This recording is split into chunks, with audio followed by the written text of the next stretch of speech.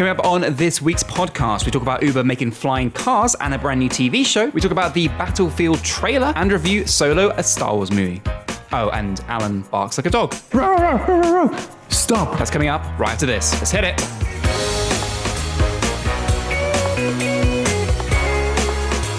You're listening to the 3 Pixels Tech, Gaming and Movie Podcast, brought to you by Alan Taylor, Martin Gregory, and me, Ben Ridley. Hello and welcome back to another episode of the 3 Pixels Podcast. This is number 8, and we're back with the usual suspects. Firstly, co-host and long-running presenter, Martin Gregory. Hello. Hello, nice to see you all again. It's wonderful to be here, and what was a new addition, but has been around here for quite a while. He's sticking around. He's staying 8 around. times now. I know. Allan, hello. Hello, how are you? Very, very well. It's very warm in here, can I just say. We've had to close all the windows and the fan, and I'm already feeling it. And we're about 37 seconds into the recording, so yeah. It's going well. It's going well. And with that, we're going to go back into 2 Truths, 1 Lie for this week, and it's Alan's turn. Are you guys ready? Yep. Number 1, I have never lived in the same town or city for more than 5 years. Number 2, I have climbed to the top of a mountain. Number 3, I once broke my ankle when I was in year 7. Okay, Martin, which one are you going to go first? I'll be honest. I think I actually had this talk with you in a taxi going to one of the jobs with Paul. I think the lie instantly is the ankle thing. I swear Alan said he has never broke a bone in his body. I can believe the first was you haven't lived in, was it a city more than 5 years? Just anywhere. Anywhere. Well, I can't remember what the exact place you live away from where you are now, but I know you've been there more than 5 years. I'm sure of it. And what was the second, sorry? I climbed to the top of a mountain.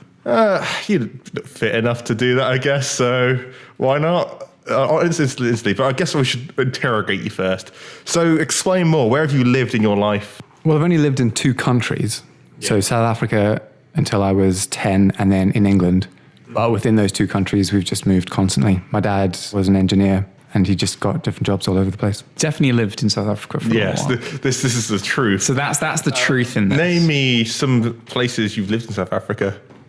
Somerset West, Johannesburg, Pretoria, a different place in Somerset West. But Yeah. And then in England, I lived in a place called Holbeach, Spalding, Lincoln, Birmingham, London. Stafford. Actually, Can't forget Stafford. I'm down to myself because, let me just say this. If you were in South Africa to the age of 10, you must have been born in South Africa. No. I was born in England. You moved to South Africa? Yeah. Okay. Oh, so Coventry as well then. For the first year and a half. Because I know for a fact that you have an English passport and that you only have the potential to get a Belgian passport, not a South African. So you weren't born in South Africa. I know that's a fact. So you were born in Coventry then, did you say? Yeah. Oh, my dad was born in Coventry as well. Oh, cool. Look at Maybe that. I know. Who knows? Maybe I met him when I was 1 year old. Maybe. You'd be like, what's up? Like fist bump and everything. I remember you. But I just don't know. That's a lot of names to list off. I'm skeptical. But these could be like, he did say his dad moved around a lot. So how I see it is like that could be like in the first 2-3 weeks here, 2-3 weeks over there. And then he actually had like a main base where he used to work from. That's if this whole thing starts as a truth. You're taking that bit as a truth as well. Honestly, I think I'm still content that it's the ankle thing. But we'll go to the second bit then. You climbed a mountain, you say? Yes. Which mountain? What mountain? Helderberg Mountain. Yeah, Where is it? It was in Somerset West, one of the places I lived. Somerset West. It's not the tallest mountain. I think it's just a bit taller than Snowdonia. How long, sorry. Sorry, I was going to say, is it actually classified as a mountain? This Yeah, place? it's called Okay. Helderberg Mountain. How long did it take you to reach the peak? Quite a while, because my grandmother came with us. So it's not a difficult climb, but I don't know, I think until midday, and we started in the morning, I don't know, about 8, so 4 hours? 4 hours. Maybe a bit Can I longer. just say, how old was your grandma at this point? Give it take a few years. I don't know, 60 odd? You 60? took a 60-year-old up a mountain. Did you? Hey man. Like, off we go. Off you go. Yeah, tried to lose her. She followed us back Just down. kept coming back. Fair enough. I guess it's possible. Like I said, like Allan comes across to me like he's a fit lad. Was this the same time you broke your ankle, by the way? Yeah, so I hopped off the mountain. Yeah. No, I broke my ankle when I was in year 7 when I was in England. And how did you do that? How did you manage? So I had a friend who used to jump out of This his is a second lie. He story said he had a window. friend. This is a lie. Yeah, sorry, Allan, carry on. Continue. Yeah, he used to jump out of like his bedroom window and, on the second story, first story, not the ground floor. Yeah, the first floor, yeah. Yeah. And he used to do it all the time. And then somehow him and his brother talked me into doing it. I jumped out first time. I landed on my ankle wrong. And then, I got in the back of his mum's car and they took me to the doctors. I hope I'm wrong with this, but that just sounds beautiful. Sorry, that sounds so majestic. I just imagine I'm just having this image of just driving by and just seeing you just go. The thing is, he used to do it all the time. It's like, okay, I guess So you thought this was a good idea? You thought no, I didn't think it was good. I didn't want to do it. But you thought you I was peer pressured into it. Yeah, that's what they all say. And his brother's older as well. His brother's like 2 years older. Well, hang on, slow it down, mate. Yeah. I believe that one. That sounds the most believable story so far to me. I think that's the reason why I don't believe it. It's too believable. I think the moving about, there's something about it I don't believe. It's quite an easy lie, I think, to make up, to say, I've moved about, stayed in a lot of places. There's just something that's not. Okay, well, we don't have to. Yeah, we don't have to. We can say different things. I think that the moving about's a lie. I'd say breaking your ankle. I've smelt something whiffy about it since he first. There was something funky in the Alamo. I have never broken a bone in my body, ever. So well done, Martin. My parents just moved around all the time, non-stop. I did sort of cheat because I did ask you this about. I think it was a good 4 months ago, and it just stuck in my head. Conspiracy about breaking your ankle because I think I brought it up. Have you ever broken your ankle? No, like a bone in your body because I did bring this up to you, and I remember you saying, and for some reason that was the one thing that stuck to my head. I was like, I swear he said he hasn't broke anything in his life, so no, and I've never jumping out of a second story window because into a swimming pool, but not onto the ground. See, Allan's not that stupid, so I trust him. Enough. I did have a friend that did it. I don't trust him though. With that, let's dive straight into the first topic of the Tech Corner. So the headline topic for this week in the Tech Corner is all around Uber. It's actually a couple of topics that we're going to roll in to talk about. So the first bit and the main point is that Uber is going to develop flying taxis in Paris with a new 20 million research center. Yes, this is the first non-US advanced technology center that will help elevate the program and research into electric transport. Yes, this is the first non-US advanced technology center for the firm, and hopefully they're hoping it will elevate the program and research into electric transport. Uber is opening this up, as I said, in Paris, and it's part of their new taxi program to help move them into the future, and they're going to be investing 20 million euros, 17.5 million pounds over the next 5 years, and it's partnering with École Polytechnique on various research schemes. A quote here says, nearly a decade ago, the idea for Uber was born out of a need to get a ride on a cold night in Paris. That's why we're excited to announce our new advanced technology center in the city where it all began. Dara, Uber's chief executive, said, with world-class engineers and a leading role in global aviation, France is the perfect place to advance our Uber Elevate program and new technology initiatives. So yes, the other sites currently doing things similar is Pittsburgh, Toronto, and San Francisco. And this site will initially focus on machine learning and simulation systems needed to manage flying taxis. So very briefly, what are our thoughts on flying taxis, guys? Do you think this is going to be the way forward in our cities where we have the biggest problem with car congestion and probably what is going to have the biggest change in public transport over the next 30 years? I feel like this is the way forward. We've always said this, it does stop congestion on the streets. My only problem with all this is you've got to start looking at flight patterns and stuff, you've got to be mindful of actually other planes like commercial airliners. Obviously, I hope these don't go that high, but it's always a risk. That's always something that's got in my head, but I think this is a step forward. It would just help so much, especially in Paris where, it is just in film, TV, it's always portrayed as just busy congestion. And like you said, it is one of the busiest and congested areas in the world still. So I think it would be a great help. Yeah, Paris is a bit of a nightmare. If you've never been, then imagine London, but several times worse, because no one really pays any attention to a lot of the parking laws, regulations. People park everywhere. Honestly, a lot of the cars are beat up to hell because everyone just doesn't really care that much. No one takes a nice car into central Paris, and it is a bit like bumper cars going around, and yeah, a nightmare. So not a fun place for taxi drivers, not a fun for people in general.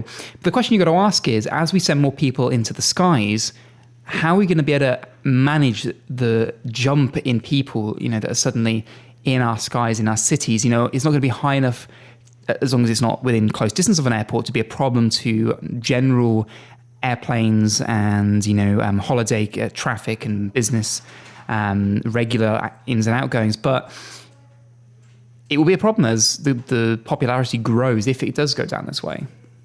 I was more thinking, where do you land as well? Because let's just say I want to land where we're recording our podcast today. There's no runways around here for a few miles now. And, it would have to land in the street maybe, Yeah, I mean, these are based on kind of drone type technologies where they'd be able to take off from a single point straight up and get away. The idea is that they'd be able to land on top of buildings or car parks or things like that, like helicopters do, basically. But the benefit of these other helicopters is they're a little bit more stable. They will hopefully be able to land in places where helicopters can't because they haven't got the big propeller blades. They're not going to create quite as much downwind in landing. A bit more stable as well because they've got four, blades, four propellers. This is likely the best way of moving forward in air transport for cities.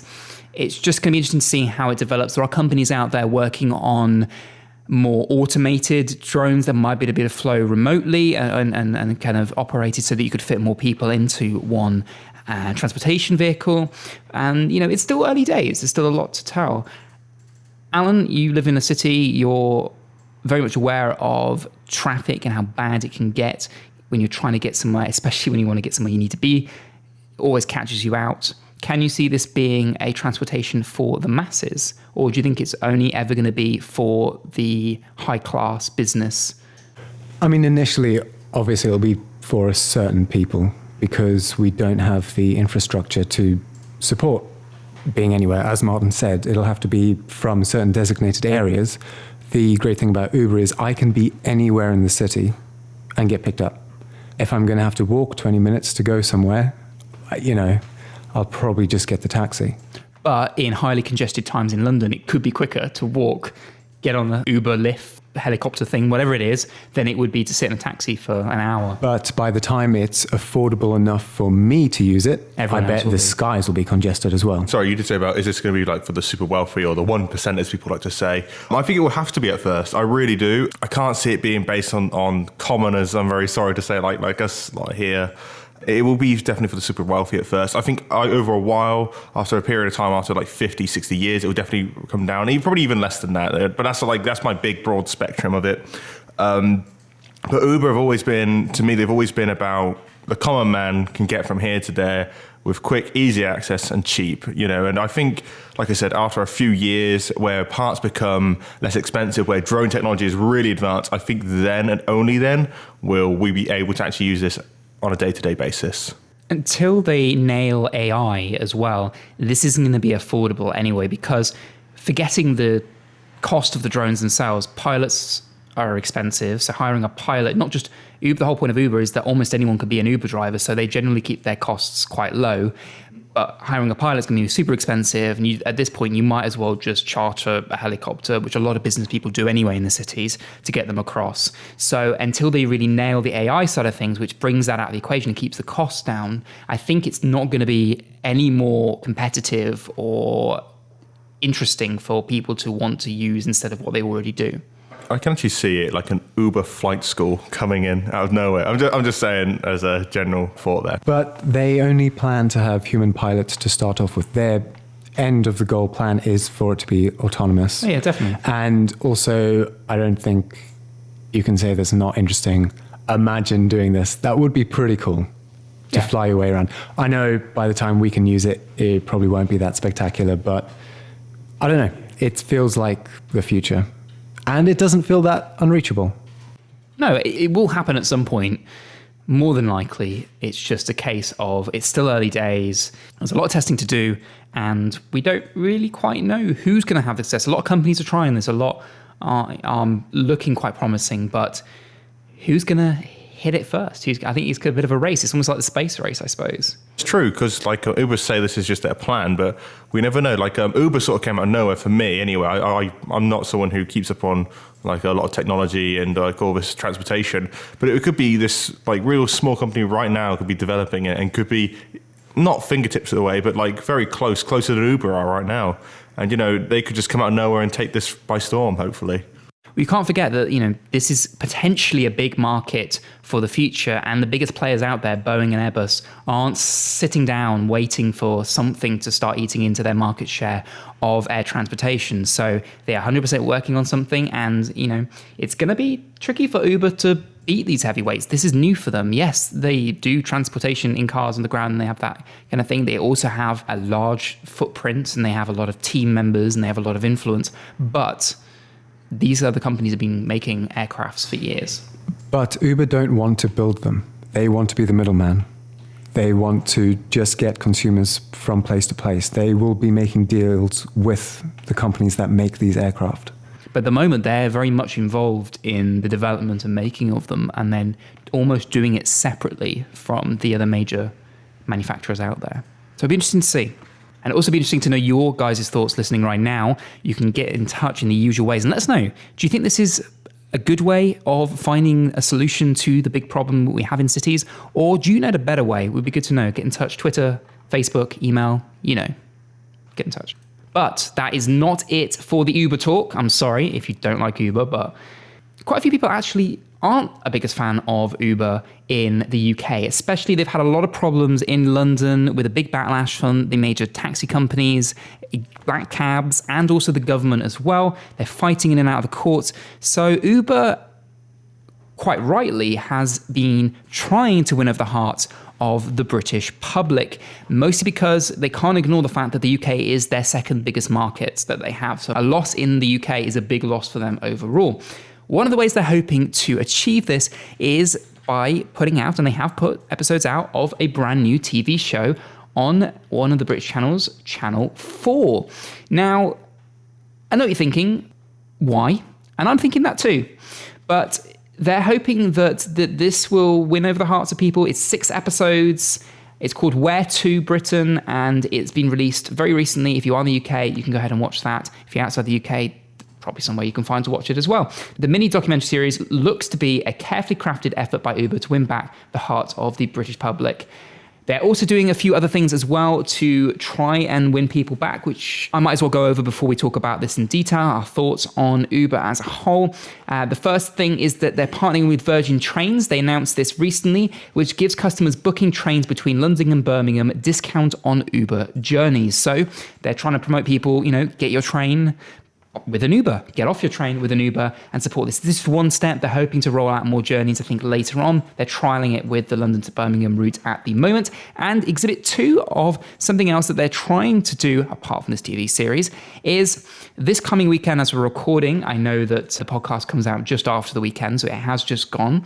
But they're working with Cancer Research UK to do a free drop-off for your unused and unwanted items to give to the charity. So if you've been hoarding things out, been wanting the charity shop, just have another time. People in cities generally don't have the time to do these things, apparently. They will pick it up for free and take it to the charity shops for you, which is a really cool thing in my opinion. I think it's really good. They're obviously saying this is not a way of you getting rid of all the stuff you really don't want. This is, you know, you donating things that will be useful for them to sell. So please don't donate stuff that's a load of rubbish. And yeah, this is an attempt by them to win back the British public. Will it work? Only time will tell, I suppose. But I've been pro Uber for a while. I use them day to day. I rely on them for the job I do. I am going to jump over to you, Martin. As you're someone who doesn't have Uber where you live, you haven't really had a lot of experience using it yourself. What's your opinion as a sort of outsider, I suppose? Are you pro this? Are you anti this? Does these attempts make a difference? Uber do not have an influence on my life, especially where I live. Like, I don't even think we actually have Uber around, or if we do, I've never even attempted it because where I live, it's so small. You can get from one side to the other and like you can walk it in an hour. You know, it's pretty easy. Clearly, it's just a publicity stunt. It's clearly, like you say, to sway the people's votes and to sway them in more of a positive light. I understand where the black cabs come from when they say that they feel like they're taking their jobs, taking people away from them. But at the same time, I've used the black cabs a few times and it is ludicrously expensive at times. It really is. And at times you just think, well, I'll just use the underground or I'll just use the buses, which are like 10 times cheaper, it feels. It's a good move by Uber, but for someone who, you know, like I said, it doesn't affect my life, I just feel like it's just a big publicity stunt and it's just someone to really just to sway it all. So to give more information on the TV show, it is a series in which Uber drivers share candid chats with passengers, including Manchester United and England stars, obviously paid by Uber. Dawn French narrates the series, and it's called Where to Britain, which places a camera inside cars of Uber drivers, pickups and drop-off passengers. I mean, listen, people will watch anything. No, it's, honestly, I have no doubt in my mind that people will watch this. And, you know, it will get their brand out there in front of a lot of people who probably don't have the app installed. And once they get the app installed on their phone, people will be more likely to use it. I'm sure it will work. I don't know if it'll win over the hearts and minds of everyone, because like Martin said, there is a show about the black cabs, you know? I'm sure if they just make another one, people will be swayed back there.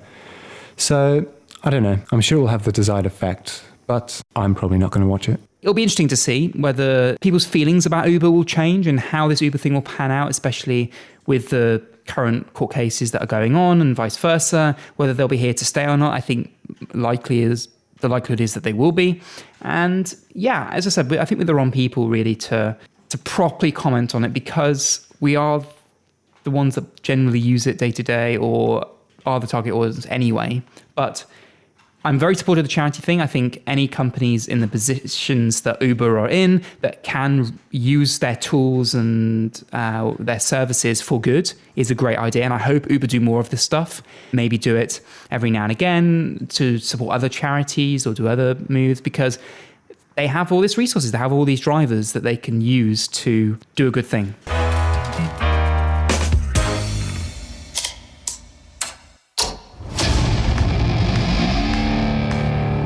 I've been running scams on the street since I was 10.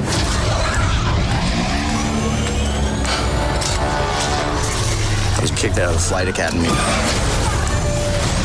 for having a mind of my own. I'm gonna be a pilot. Best in the galaxy. Hey, kid. I'm putting together a crew.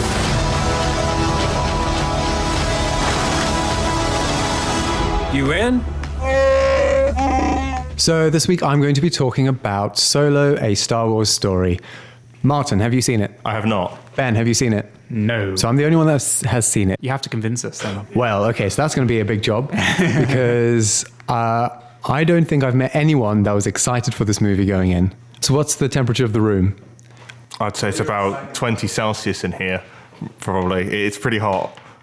I'm actually genuinely excited for this film. Oh, really? Yeah, me and my friend James really want to go see this soon, but by the reaction, you're probably going to dash my dreams here. Ben, what are you thinking? The first trailer put me off because I didn't like it at all. The second one's been a bit better, but the first one, and since then, I've kind of had a bit of a bad taste in my mouth. And to be honest, I walked out of The Last Jedi not feeling too great about the Star Wars franchise. So I kind of wasn't expecting much from this. And there's been so many great films, or so many films I wanted to go see come out recently, that I've prioritized spending my money on those rather than this one. Yeah, so actually, Martin, you're the first person I've met that has been excited for this. Wow. Not only because of the awful trailers, but there have been so many rumors coming out recently about the troubled production of this movie. Yes, I know about the trouble production. Yeah, so the two directors that originally started it, Miller and Lord, who did 21 Jump Street and the Lego Movie, which was great, they got fired halfway through production and they brought on Ron Howard, who, it's been said, Ron Howard has reshot over 70% of this movie. Wow. But even though it had all these bad rumors, it had bad trailer, it's actually come together okay. I don't think you can tell watching it. And if you didn't know that, that it was this Frankenstein's monster, you know, all botched together. It doesn't feel like that. It does feel like a complete, comprehensive movie. The performances throughout the movie are pretty solid. Outstanding is Paul Bettany. He was great. He really chews up the scenery. He's very evil. And Donald Glover as Lando Calrissian. He's, you know, very charming naturally anyway. I love everything he does. But the real performance that everyone was holding their breath for was Alden Ehrenreich, who plays Han Solo. Now, obviously, you can never replace Harrison Ford. He is that character as far as I'm concerned. He brings, you know, that cantankerous feeling to every role he plays. But Ehrenreich really sells the young Solo thing. He does make it his own, and I think, although he's not Ford, he makes it believable. Now, so the performances were all right. We had some great support from Emilia Clarke and Woody Harrelson, but where this movie really falls down, and I think the writers didn't do a great job, is the story and the plot. The whole movie is very low stakes, and I don't mean that as in, you know, Han Solo is not saving the galaxy. He's not. It's essentially just a heist. It's an origins movie masquerading as a Western caper. But when I say low stakes, I don't normally mind movies that are low stakes and personal. Like, I will happily watch a movie about a man and his son trying to find their stolen bicycle, right? I mean, it's low stakes where that nothing really felt like it mattered. This isn't a spoiler to say, but a big part of this, his motivations is rekindling with his love interest. But when they finally meet, it's like he's just met up with an old school friend, like, oh, hey, what are you doing here? But this movie feels more like a checklist than a plot. It feels like they went through the Wikipedia page and was like, oh, how did Han Solo get the Millennium Falcon? How did he meet Chewie? How did he meet Lando? How did he get his little dice? You know, how did he get to Tatooine? It just feels like fan service more than an emotional plot. And this movie is very much fan service through and through, to the point where they set up things for, I presume, future movies that are way more interesting than this movie is.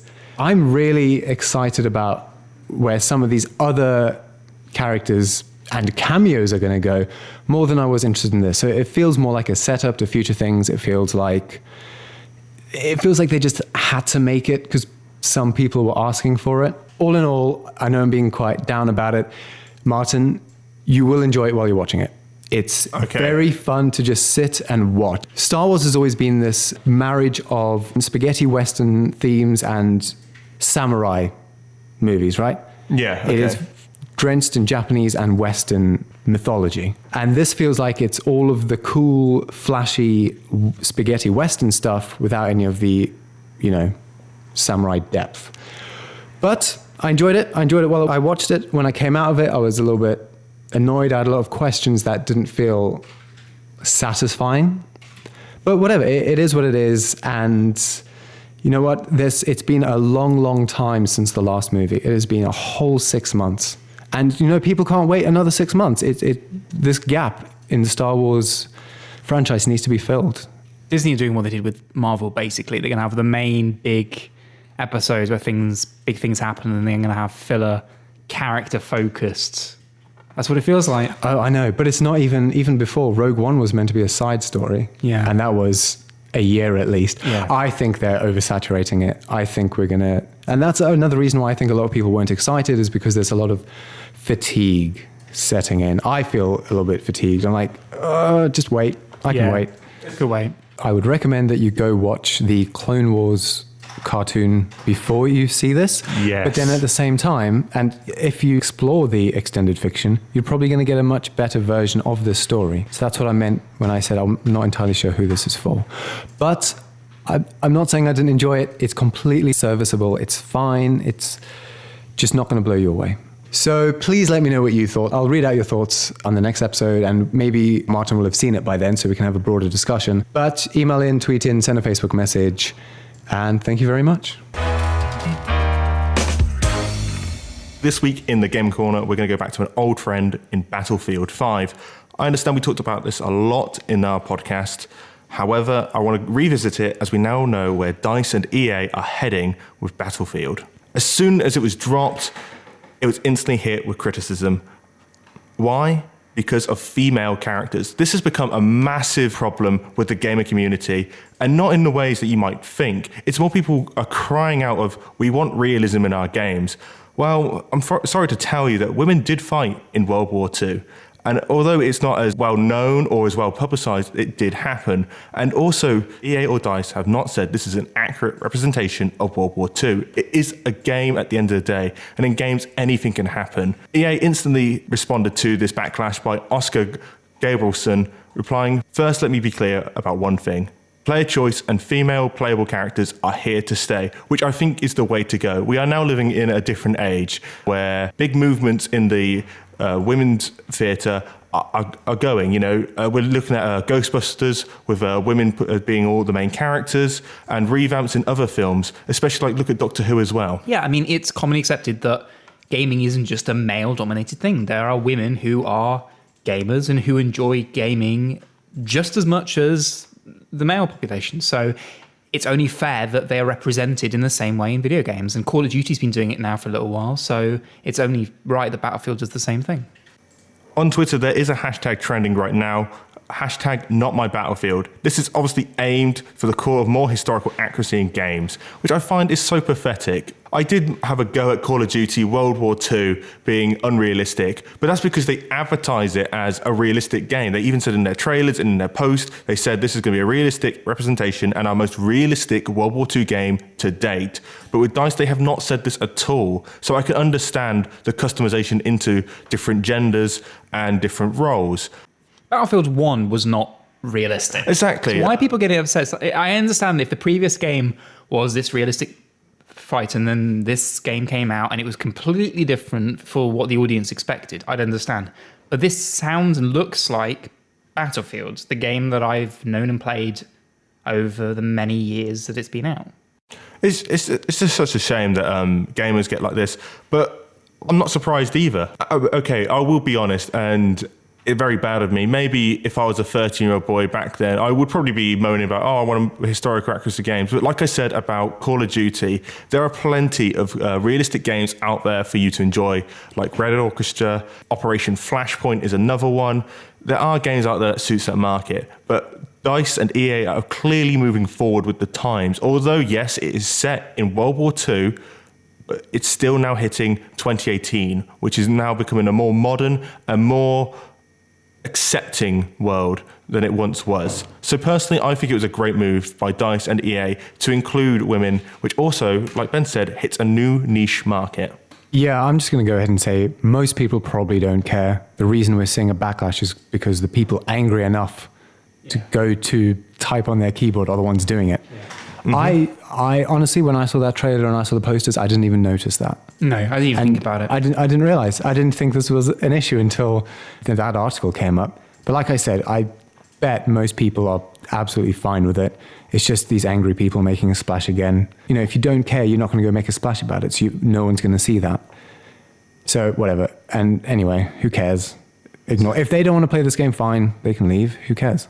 So Martin, back to the game itself, what we've seen so far, are you excited? Or are you looking forward to it? You enjoyed Battlefield 1, you were talking about, playing it with your friends.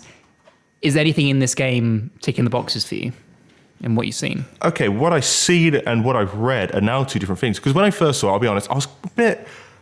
It doesn't look like Battlefield. That's how it felt. It didn't come to me across like, this is Battlefield, something just felt a bit off.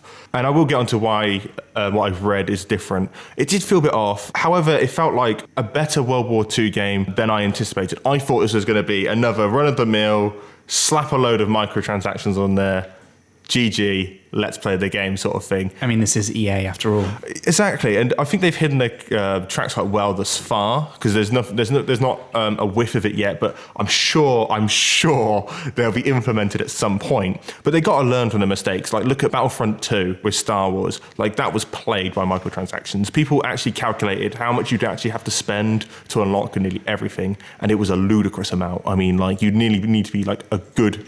I think it was like £1,500 plus, and that's if you get it all on your first time. You're looking at nearly $2,500 to get everything, and that is ludicrous to think of. The gameplay is still under wraps. I can only go on like the pre-rendered trailer.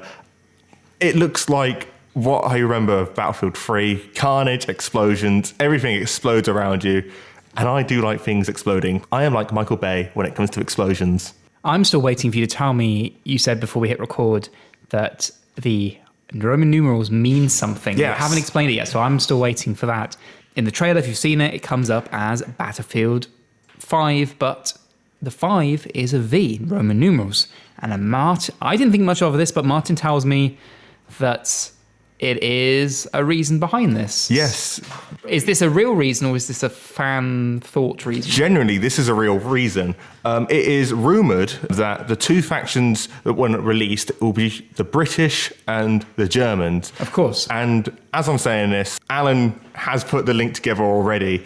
It's actually a reminder of Winston Churchill when he put the V's up saying victory. And that was the clue. That was the big clue going into it. So that's a bit of trivia now that you can tell your friends. Like the V actually means V for victory, which was the big clue for World War II. And the special edition comes with a box of cigars. Does it really? Obviously not. Generally, I was like, interesting. I don't know why I fell for that, but I am so dim-witted at times. Well, then what would be your best Battlefield? So what is it going to beat? Battlefield 2, Bad Company. Okay, which is a fantastic game, and that's a tough one to beat. That was probably the, in my opinion, the benchmark for Battlefield. Yeah. That was the bit that said, we are here to stay. We are here to challenge the top. We are here for the big dogs. And I think this is a new lease of life. I think this is a new era we're seeing in Battlefield. I feel like other companies are regressing at times with their games, but I feel like DICE could really just put themselves apart. Put Battlefront behind them, the Star Wars, just put it behind you for now. Let's focus on this. Let's make it the best game possible. And let's bring people back onto our terms. If they stop the microtransactions, which, like we said, EA, they love that money, mate. I think we could be really on for a winner here if they learn from their mistakes. And that's a big if. I would be prepared to go back to playing Battlefield again. I haven't played Battlefield properly in quite a time. And this trailer actually made me want to go back and play some of the older Battlefields, the ones I love, like Battlefield 3 and Battlefield Bad Company. I'm hopeful, is what I'm going to put at the moment. I'm hopeful. Let's see what goes, test the waters, and if I like what I see, then who knows? They might have me back. As the game gets released closer and closer, maybe we'll come back to this, have maybe our final say. I don't want to keep talking about Battlefield and COD, because I feel like I'm almost biased at this rate. But I'd love to know what you guys think. And if there's any big development or any massive shout-outs that DICE or EA have said, be sure that I will report on it. It is that time of the episode where we put one presenter against another presenter with a topic each and let them fight for victory for no apparent reason, it seems. Martin was the victor in the last one we did on the episode before last. He beat me to the crown. And Allan is the challenger for this week to see if he can knock Martin off the throne. Martin, as you won the last one, you get to choose whether you go first or second. It's became age old, a tale as old as time. Let Allan go first. You said that with such confidence. Allan? Yeah. Deep breath. Take it away. As both of you know, and everyone listening at home, the UK is developing like a massive drug problem at the minute, right? Like Class A drugs. All over the UK, but especially in London, and especially with cocaine, it's just everywhere now. It seems everyone in London is doing cocaine at the minute. I don't know if you've ever been on a night out in London, Martin. No. Recently, but it takes like 10 minutes to queue up to go to the bathroom from the men's toilets. I did not know this. No, it's insane. You just want to go to the toilet and everyone's going in and out, no one's flushing, everyone's just doing lines and, whatever. And that guy who hands you paper towels and expects you to give him change, he's just staring at you as if you were one of them. Okay. But whatever. It's a massive issue now. So Manchester Airport has poured £1.25 million investing into these drug hounds. They sniff out for drugs. You must have seen them before, right? Mm-hmm. Mm-hmm. But these are new, specially trained dogs that apparently are meant to be much more efficient than ever. Have you seen this? Like, have you seen these dogs? Okay, they're amazing. They are actually incredible. These dogs, within 6 months, have found 181 kilograms of cheese and meat. Oh yeah, no Class A drugs. Oh. No, they've not found any drugs. They've not actually solved that problem at all. But they've been able to sniff out cheese and meat. It's and important. Also, yeah. I don't know if they're not being fed or what, but yeah, these dogs, they're just They're getting sniffing the out munchies. sausage. But imagine coming back from holiday from Spain, and you're wheeling your bag along, and then all of a sudden you just hear, "Row, row, row, row, row. Stop. Get away from your case. Get hands on your head." So what is this? Is this a chorizo? Have you brought chorizo with you? You're looking at 40 years. It is an offence. You're not allowed to bring meat into the country. It's dairy products. I know, but that's not what they're looking for. They've not spent £1.25 million looking for sausages Well, and Alan, brie. we know you're a main offender of these sausages imports. We all Oh, know. no, I know. I've got You've got a I'm black a dealer. market going down. So I get my Spanish sausages, I cut them down with brick dust and sell them. Those Cumberland alleyways. sausages are a big top seller, aren't they? Yeah, we know. he just taps him on the back and goes, "Do you want the sausage?" Do you want the sausage? I just have a trench coat open up, cheese on one Shows side. everyone his sausage. Yeah. His array of sausages, and cheeses. Can't forget the cheeses. No.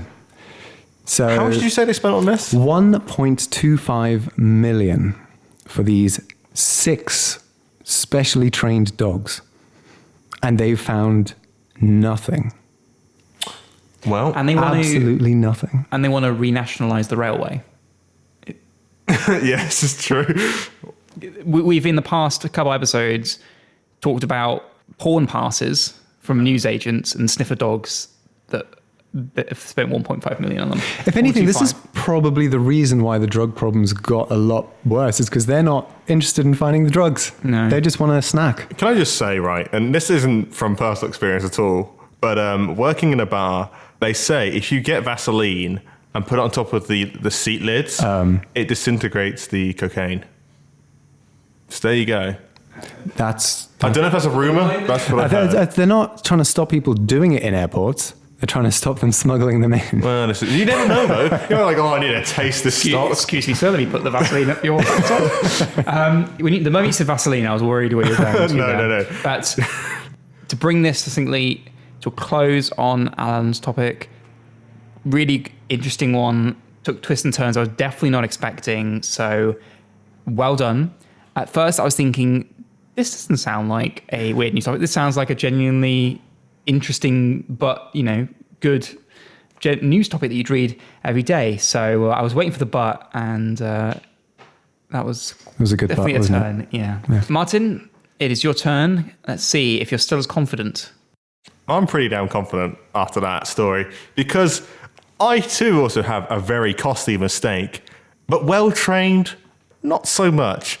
A hotel valet had to be cut out of a Porsche after a bungled parking job, which saw the luxury sports car end up squashed under an SUV. This was in Australia, so pretty much he was in this Porsche and he was going to move it forward. Just all he needed was a nice little touch. Nope, he went ramming speed on this thing. Got in the car, off he went. The SUV sort of slid over it, and it crushed over him. He was in Australia, so he was down under. Down under. And down under a car. Down under a car. He was down under. What a costly mistake. This Porsche is probably top of the line. This SUV looks brand new at the factory. So it's also going to cost a pretty penny, should we say. And like I said, I'm pretty sure this guy has probably lost his job after this bungle. Definitely. An interesting one for the grandchildren, and probably an interesting story to tell the insurers. Yeah. How was the car crushed? Well, that's a long story. So that is my full story. I don't want to draw it out. Just think of just him getting in there thinking, I've done this 100 times. I can't mess this up. And then ramming speed goes under the SUV. SUV lands on top. Is he okay? He is okay. He is all right. Don't get me wrong. He's one not hurt. If someone was hurt, I would say, yeah, I'm not going to talk about the story because that's pretty mean. Me just laughing at his unfortunate. But he is okay. He got out. Good. And Yes, that was lucky. It could have ended very differently. Absolutely, especially SUV landing on top of you. Yeah, I thought that would be fatal. Made me smile, Martin, definitely. Yeah, it's one of those things you'd expect to see on one of these funny ITV shows. Yeah, You've Been Framed. You've Been Framed, those kind of things, whatever similar shows out there where you live. I could see it, and I'm sure you guys listening at home had a smile on your face as well. It's one of those, I just pictured it. The moment you said I can see the whole thing taking place without having to see the video. It's a real tough one this week because, Martin, I will definitely give you the smile factor. You really just brought a smile to my face immediately.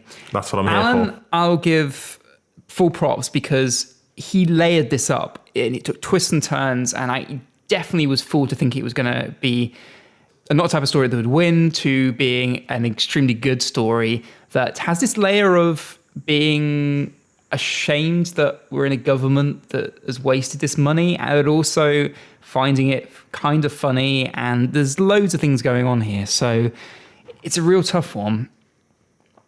A really, really tough one. Actually, probably one of the toughest. Is it the dogs? It's the dogs that's really settled it for Ben here.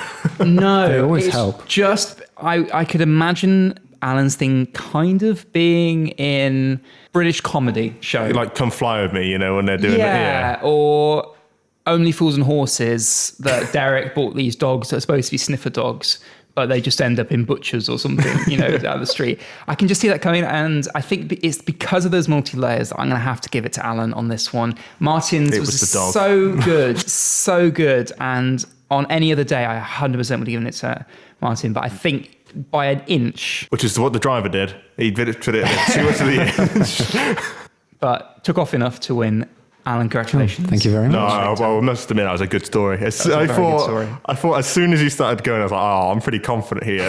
I'll be honest. So, no, congratulations, Allan. Cool, thank you. Next week, I'll be in again, and I'll be fighting against Ben. Yeah, I've chosen my opponent in choosing Allan You've for the picked win. your poison. I have, and we'll see how well that goes. Get in touch, let us know. Do you think Allan should have won? Are you currently screaming inside, thinking that I've chosen the wrong person? I want to know, let us know, and then we can at least give Martin the benefit that maybe he got the audience vote. With that, we're going to wrap up what has been a fantastic episode. Thank you very much for listening, and we hope you have enjoyed it just as much as we've loved putting it together for you. Goodbye to the victor, of course, Allan. Goodbye. Thank you for joining us. That's no problem at all. And Martin, hope there's nothing between us after this. Thank you very much for joining us. Well, there is something between us. These microphones between us. That's the only thing stopping me right now. But thank you very much, Ben, for having me once again, and I look forward to the next podcast. We'll see you guys on the next one. Goodbye. See you later. Thank you. Bye. You've been listening to the 3 Pixels podcast, a production by Allan Taylor, music provided by Epidemic Sound, and exec produced by Abrupt Audio. With that, thank you for listening. We'll see you next time. Good night.